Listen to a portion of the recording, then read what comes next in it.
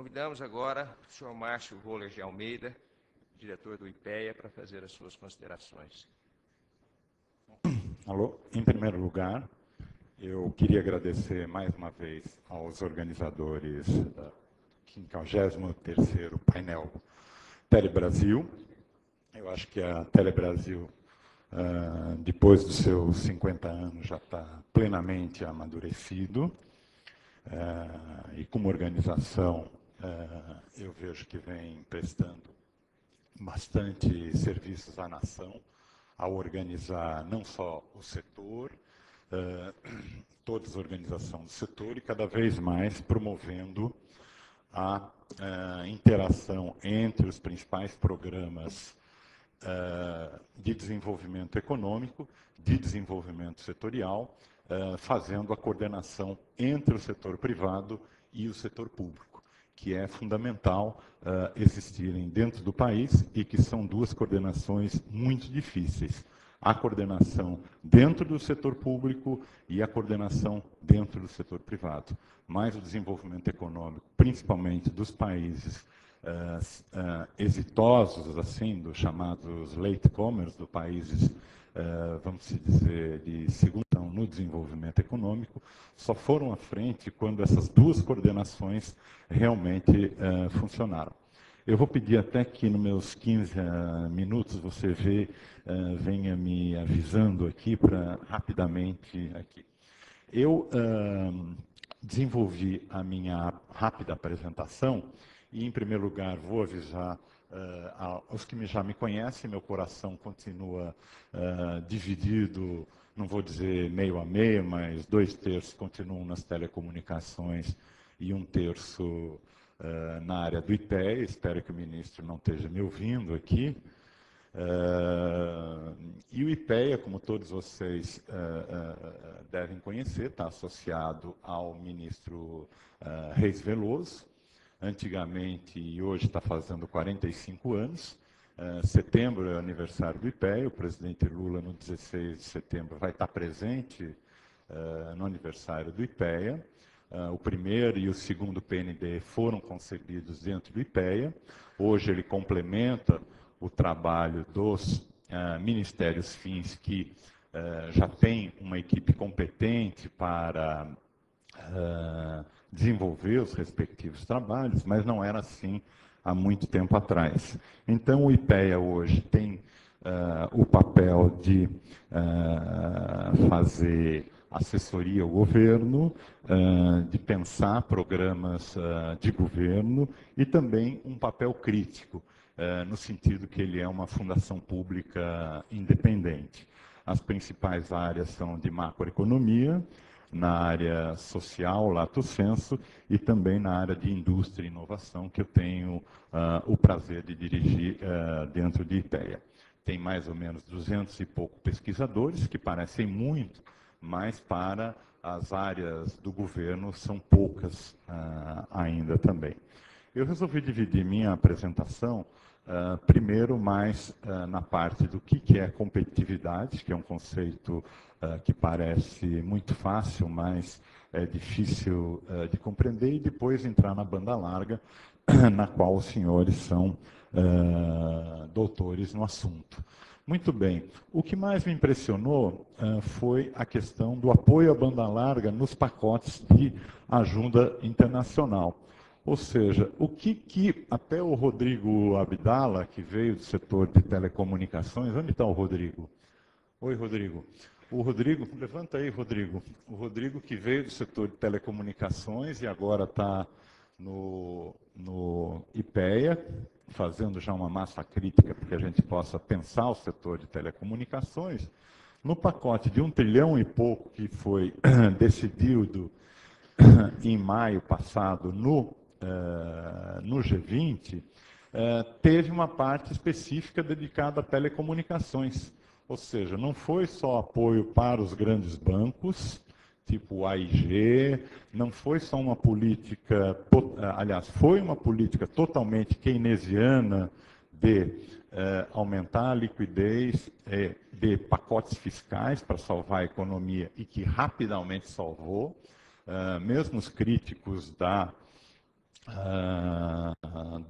financiarização do capitalismo, do excesso do domínio financeiro sobre a produção, como pessoas como o economista Nariel Rubini, que já há anos vinham apontando que não pode ter um mundo financeiro que domine sobre a produção, como foi falado na última Veja, dizendo que agora Wall Street vai ter que ir para a agricultura para ver como é bom produzir e não ganhar dinheiro em um dia milhões e milhões de dólares, né? Está muito interessante aquela entrevista de vamos à agricultura produzir, e que é o que os senhores fazem aqui, mas que, espero que eu acerte o botão aqui, que os pacotes, embora tenha saído um pouco aqui fora do foco, a Austrália dedicou 33 bi para a banda larga na ajuda internacional, ou seja, foi uma pequena ajuda nas medidas que foram pacotes para bancos, foram pacotes para criar emprego nas empresas, vamos dizer, que mais tiveram perdas em termos econômicos, como o setor automobilístico, ou seja, nas empresas que mais tiveram impacto ao nível internacional, lógico, começaram pelo setor financeiro e depois foram para o nível real, mas a Austrália com 33 bi, o Japão com 29, os Estados Unidos que puseram 7,2, embora ainda não tenham anunciado, a Alemanha com 219 mil, mais interessante, a Finlândia e Portugal colocaram especificamente como ajuda para sair da crise internacional na banda larga. Ou seja, não colocaram em bancos, não colocaram na indústria automobilística, não colocaram em outros setores, e sim colocaram em banda larga. Então, isso foi uma coisa que chamou bastante atenção em termos do papel que já vem cumprindo a banda larga enquanto alavancagem sistêmica da economia. Muito bem. Então, mostra que hoje, mesmo diante de uma crise internacional que levou o capitalismo à beira de uma crise da dimensão da crise de 1930, que não sabíamos, que os economistas da época não sabiam quando ela saiu, e ela saiu até mais rápido do que pensávamos, porque infelizmente teve uma economia de guerra, que essa sim foi, infelizmente, uma saída keynesiana para a criação de empregos, infelizmente, numa economia de guerra, primeiro na Europa e depois nos Estados Unidos. Então, indo para o próximo passo, isso daqui foi só um flash de informação. A questão da competitividade é uma questão muito difícil, seja para o governo, imagino para o setor privado, que tem as suas métricas de competitividade, mas o que é a competitividade? É obter um desempenho melhor ou um desempenho superior que os seus concorrentes? É conquistar uma parcela maior de mercado? É uma característica de uma firma? Adianta a firma ser melhor, mas se o setor ainda sofre de problemas de custo Brasil, de custo de exportação, e o país não é suficientemente competitivo, tem problemas burocráticos, tem problemas ainda, é um problema, enfim, que tem muitos fatores.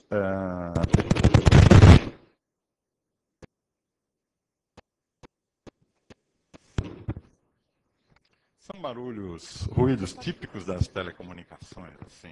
Assustam, mas não mordem. Ok. Ele está me dizendo que é a primeira geração, mas hoje o público de trás não sabe qual geração que é. Só o pessoal da sala que briga. Muito bem, então os conceitos de competitividade, a gente pode pensar competitividade ex ante, ou seja, a intensidade do esforço de uma firma entre colocar a inovação dentro da empresa e com isso melhorar o esforço de produção e vendas antes de entrar no mercado, com uma eficiência, como conhecem bem os engenheiros, que é também ex ante, ou seja, aumentar a produtividade famosa que a gente aprende na escola, e como desempenho ex post, ou seja, a gente vê depois a nossa empresa realmente definida pela demanda dos seus produtos, aumentando o market share. Em economia, a maneira mais fácil, e infelizmente realmente não saiu bem aqui o gráfico, esse gráfico mostra uma maneira de ver a produtividade da economia, é o aumento continuado das exportações mundiais, as exportações brasileiras avançando nas exportações mundiais, ou seja, a gente passou de 0,85 em 99 e chegou a 1,13 das exportações mundiais em 2007.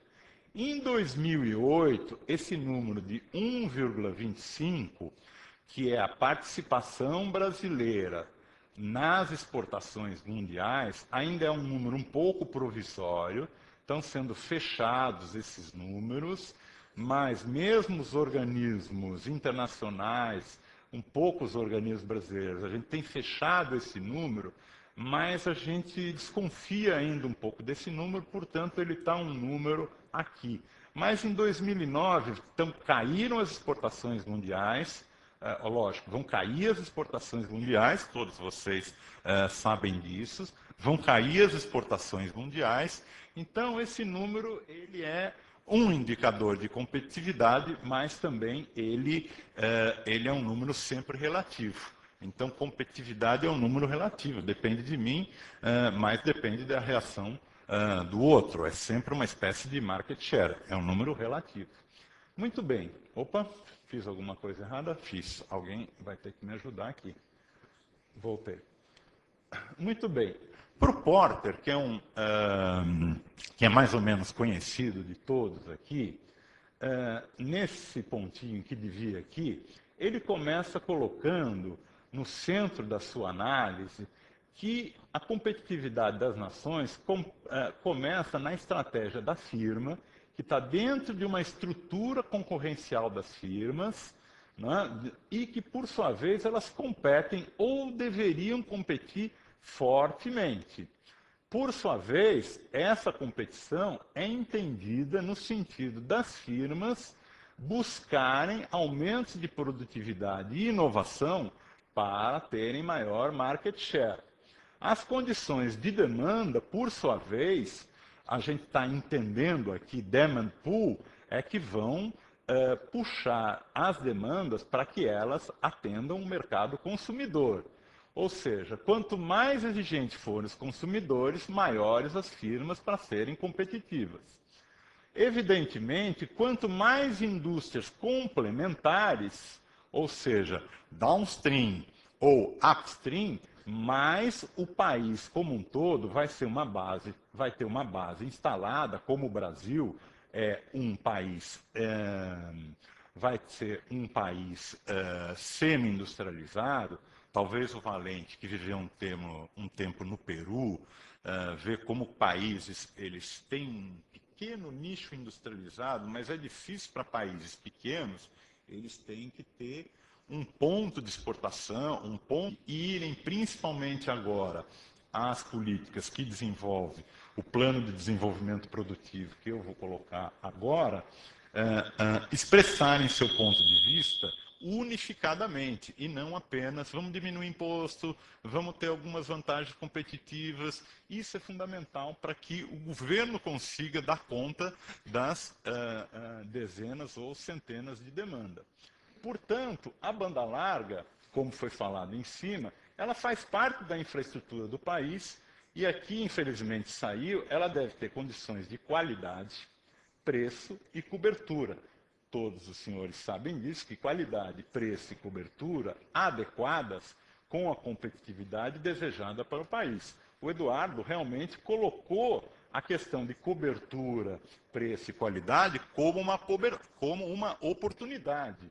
Mas, se essa oportunidade realmente não for colocada como uma infraestrutura básica para o país, seja na questão da Copa, que é a curto ou curtíssimo prazo, ou para ontem, como ele falou, nós realmente não vamos ser competitivos a médio e longo prazo, que é o que todos nós queremos. Então, a política de desenvolvimento produtivo, eu não vou colocar aqui, ela foi anunciada em maio de 2008, a coordenação dela está em vários ministérios do país, tem programas estruturantes, destaques estratégia em nível sistêmico, e eu vou me deter na principal figura. Ela articula vários programas de governo, como o PAC Inovação, como o Programa Mais Saúde, como o Programa Educação, vamos dizer, para Todos, ou como o Programa Educação para a Nova Indústria, e como o programa, vamos chamar ele rapidamente, de Mais Indústria, e novas iniciativas, começando pela desoneração tributária dos investimentos.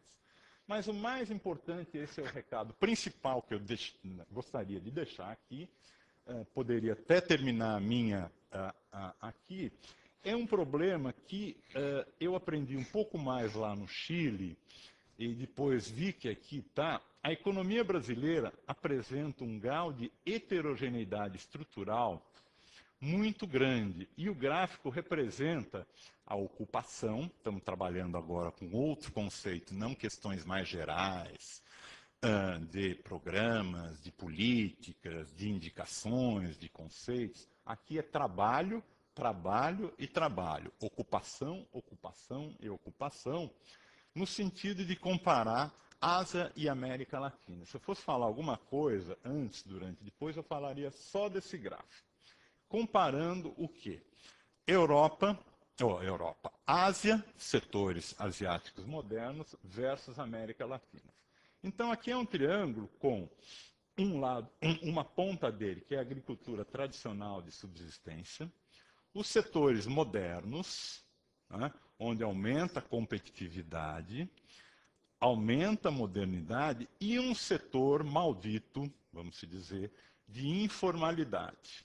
Então, o que acontece nos setores de asiático?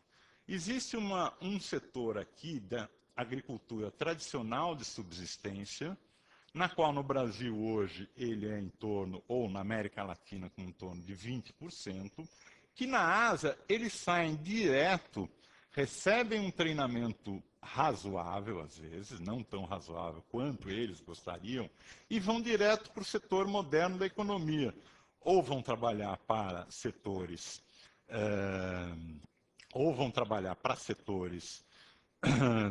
de serviços de apoio à indústria, de setores de apoio à urbanização, ou vão trabalhar na própria indústria low-tech, ou aqueles que receberam tratamento maior, treinamento maior, vão trabalhar na indústria high-tech depois de receberem treinamento. Mas na América Latina, o que acontece? A maioria das pessoas que saem da agricultura tradicional, no máximo dão uma passadinha pelo setor de indústria civil e vão trabalhar numa área de grande desigualdade, de um índice de Gini, ou de uma curva de Lorenz, como falam os economistas, de alta desigualdade no acesso ao mercado de trabalho formal e de renda decente. E com isso formam essa área maldita, desculpe o nome, que é o trabalho informal.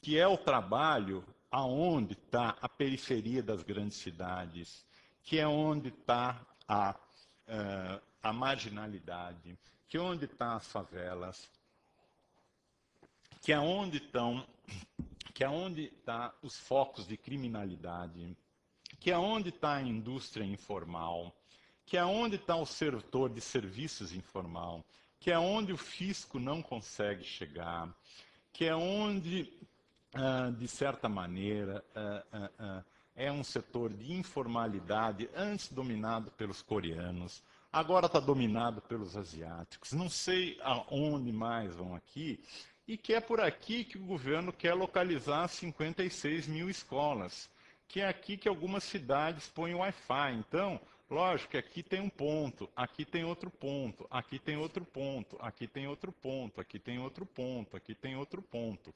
Mas se esses pontos não transformarem um foco irradiador, aquele plano que eu falei atrás, ele é insuficiente. Aquele plano é um plano industrial. Mas se a gente não tiver uma visão de conjunto, e não existe essa visão de conjunto ainda, nós vamos fazer um pouquinho aqui e ponto final. E depois, daqui 5 anos, daqui 4 anos, vamos perguntar, por que não deu certo? Então, nós precisamos ter a ideia que existe uma heterogeneidade estrutural, não só no Brasil, mas na América Latina como um todo. O Chile é que tem um pouco menos, porque tem uma densidade ocupacional e muito poucas cidades, mas a comparação com a Ásia é muito brutal, ou seja, as pessoas saem daqui e não formam um amontoado de regiões, gentes aqui mal atendida por serviço público, descontente, não tem partidos, não tem cor, protestam com razão por todos os serviços públicos. Eu vou parar por aqui. Eu tenho mais alguma coisa de uso de banda larga no exterior, evidente como tem. Eu tenho um estudo aqui de produtividade da banda larga, eu posso voltar a ele no exterior. A maioria dos estudos de banda larga que eu conheço no Brasil, eles são muito eivados de projeções heróicas. E o que eu, enfim, termino aqui, dado, e me desculpem o tempo aqui, as conclusões conhecida dos senhores, evidentemente é um fator decisivo para o desenvolvimento, tem que estar articulado com um plano nacional de competitividade e de redução das heterogeneidades estruturais. A produtividade advinda do uso da banda larga não é imediata, seja para indivíduos, empresas e governos. Cada um deve integrar de forma sistêmica seus processos, vocês sabem muito bem disso. Se não tiver integrado na frente, para trás e dentro dos seus CRMs aqui, e evidente a questão tributária é um ônus, mas ela tem que ser tratada em conjunto com todos os entes federados. E geralmente as reformas do setor tributário, elas são mais bem sucedidas em situação de crescimento econômico do que em situação de descenso econômico. Muito obrigado e desculpe o comer do meu horário.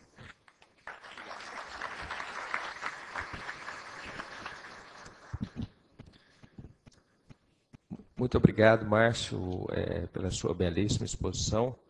Eu acho que, entre as suas conclusões, nós destacaríamos a importância da infraestrutura de banda larga nessa era do conhecimento e como desenvolver um modelo de competitividade que agregue valor a todos os stakeholders que estão envolvidos na nossa indústria, que, consequentemente, aumentará a competitividade do país.